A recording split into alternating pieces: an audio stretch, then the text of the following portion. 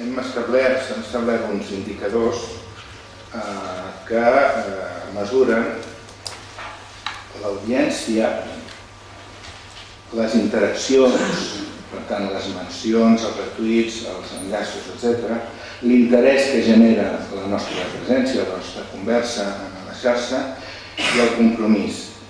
Aquests indicadors són en Twitter i en Facebook. Hem intentat fer aquest exercici d'establir aquests 5 indicadors, indicadors, i fer la correspondència entre el que seria la xarxa de Twitter i la xarxa de Facebook. És concretar com combinem aquesta informació que ens dona de manera automàtica les xarxes i que nosaltres també ho recollim de manera automatitzada, com les combinem en forma de ràtios que ens aportin informació sobre aquests dos blocs següents, que són l'interès i el compromís.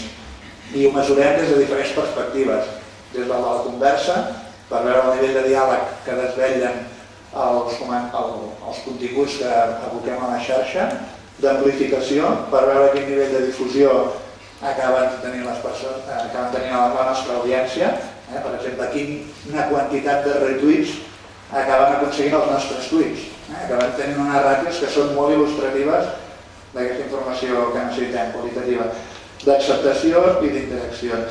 En el mercat, aquesta em sembla que és la part més distintiva, periòdicament cada departament, servei o marca que agrupen aquests 272 comptes que comentava el director rebran un informe de manera automàtica amb l'expressió d'aquestes magnituds. D'una banda, doncs, quines són les quantitats relacionades amb aquests 4 grans blocs d'indicadors, comparat amb una altra magnitud d'un període anterior, mitjà, i a l'apartat dreta tindran els 4 gràfics corresponents també a això, audiència, interaccions, interès i compromís.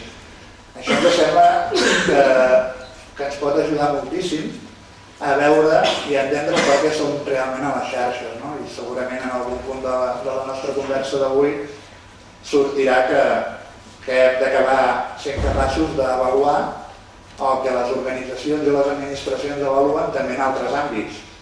No pot ser que siguem a les xarxes per ser-hi, i hem de ser per acabar aconseguint alguna cosa. I això, de la mateixa manera que avaluem polítiques públiques, també les hem d'avaluar en l'entorn de les xarxes.